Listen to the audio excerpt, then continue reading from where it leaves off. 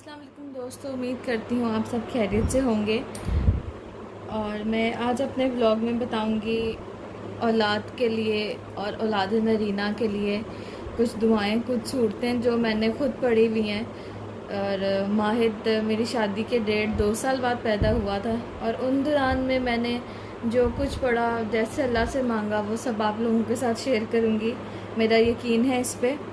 और अल्लाह की किताब पे तो सबको यकीन होता है, लेकिन मैंने जो सब कुछ पढ़ा औलाद के लिए, फिर औलाद नरीना के लिए, तो वो सब मैं आप लोगों के साथ आज शेयर करूँगी। तो सबसे पहले मैं हर नमाज तो नहीं, जिन नमाज़ों के साथ नफल होते हैं, ज़ोहर, मगरिब और इशा के साथ 3 नमाज़ों के साथ मैं 2 रकात हाजत के नफल पढ़ती हूँ।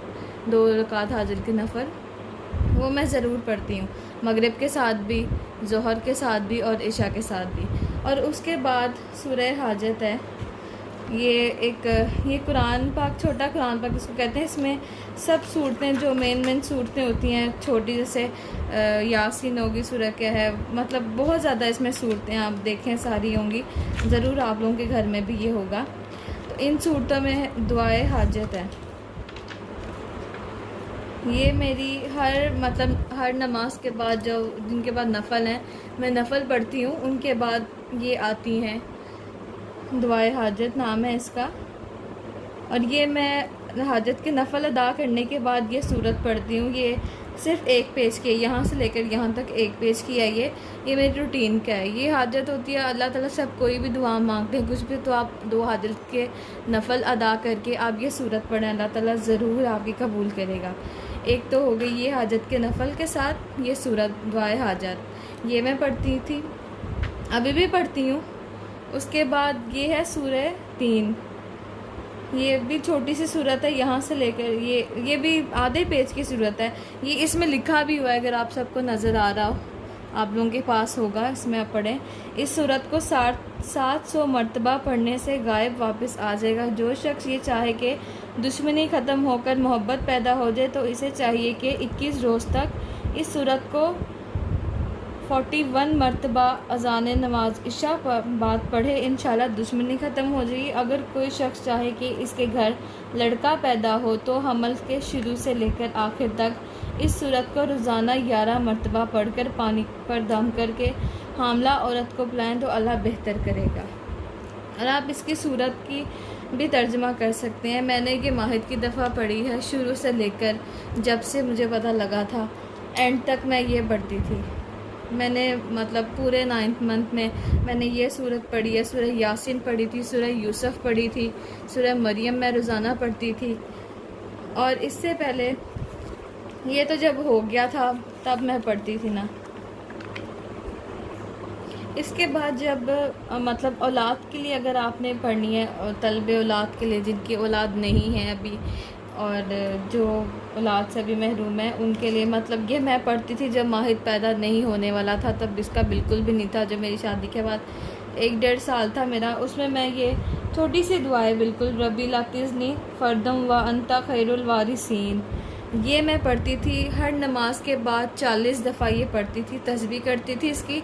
और वैसे भी चलते फिरते हर टाइम, मतलब कि जब भी मुझे टाइम मिलता था या जब भी मेरी रूटीन में ये शामिल थी। ये दुआ मैंने बहुत पढ़ी है, बहुत ज़्यादा पढ़ी है ये दुआ। और बस इसी पे यकीन है कि अल्लाह ने मेरी यही कबूल किया और उसने मुझे औलाद से नवाजा है। और वो भी जो मैंने दुआओं में मांगा कि अल्लाह मुझे औलाद नरीना अता फरमाए, क्योंकि हम 4 बहनें ही हैं, हमारा कोई भाई नहीं था। तो मुझे बड़ा था इस चीज़ का कि भाई तो नहीं है लेकिन बेटा ज़रूर हो। तो अल्लाह ताला ने, शुक्र है अल्लाह का, उसने मेरी दुआ कबूल की। और ये तलबे औलाद के लिए। और जो पहले मैंने सूरत बताई, सूरह 3, ये 30वें पारे में है, सूरह 3 नाम है इसका, ये औलाद नरीना के लिए। इसके बाद जब मतलब वो तो मैं पढ़ती ही थी सूरतें, और जो लफ्ज़ होते हैं छोटे छोटे, जो तस्बीहों में आप, जिनका कोई लिमिट नहीं होती, वो आप हर टाइम पढ़ सकते हैं, उठते बैठते, काम करते, मतलब खाना बनाते, जो भी काम आप कर रहे हो, आप उसको पढ़ सकते हो। हसूल औलाद के लिए पहले मैं पढ़ती थी या मुतकब्बिरु या वाहिदु, ये मैं पढ़ती थी जब माहिद पैदा नहीं था, मतलब सारा दिन मैं ये पढ़ती थी। फिर वो जो मैंने आपको छोटी सी आयत बताई है वो पढ़ती थी हर नमाज के बाद 40 दफ़ा। और जब पैदा होने वाला हो गया तब औलाद नरीना के लिए या मुकब्बिरु या वादियु पढ़ती थी, और हिफाजत हमल के लिए या मुब्दियु या सलामु ये पढ़ती थी। ये मतलब कि इसमें ये छोटे छोटे लफ्ज़ हैं, इसमें आपकी हर चीज़ का हल है। मैं कहती हूँ कुरान पाक आप खोलें, आप अल्लाह से दुआ करें, आप इसमें आपकी हर चीज़ का हल है। आप जो दिल में आपके आता है कि आपको ये परेशानी है, किसी की शादी नहीं हो रही, दुश्मन है कोई आपकी हिफाजत के लिए, कोई जादू हो गया उसके लिए, मियाँ बीवी की मोहब्बत के लिए, मतलब जो आप चाहें, आपकी दुकान नहीं चल रही, आपको घर की ज़रूरत अपनी, आप किसी भी चीज़ की आपकी ज़रूरत है, आप अपना कुरान खोलेंगे, जो पंसूरा भी इसको कहते हैं, इसमें छोटी छोटी सूरतें होती हैं। अल्लाह ताला ने कुरान पाक में हर चीज़ का हल दिया है। बस हम लोग पढ़ते नहीं हैं और दम दरूदों वालों के पास चले जाते हैं। वो भी अल्लाह की मतलब के कलाम बताते हैं, लेकिन आप अपने लिए खुद पढ़ें। मैं तो इस चीज़ पे बहुत ज़्यादा मेरा है, मुझे कोई भी मसला, मैं बस कुरान पाक खोला और अपने लिए कोई वर्ड ढूंढा, पढ़ा, अल्लाह ताला ने हमेशा कबूल किया। तो इसलिए मैंने कहा आप लोगों से शेयर करूं।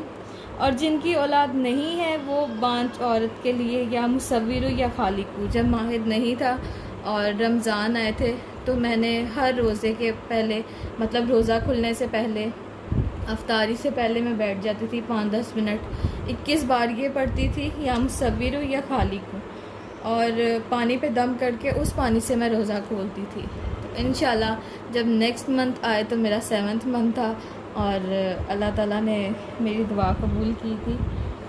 तो ये सूरतें हैं वो जो औलाद के लिए होते हैं, मैं डिस्क्रिप्शन में भी सब मेंशन कर दूँगी।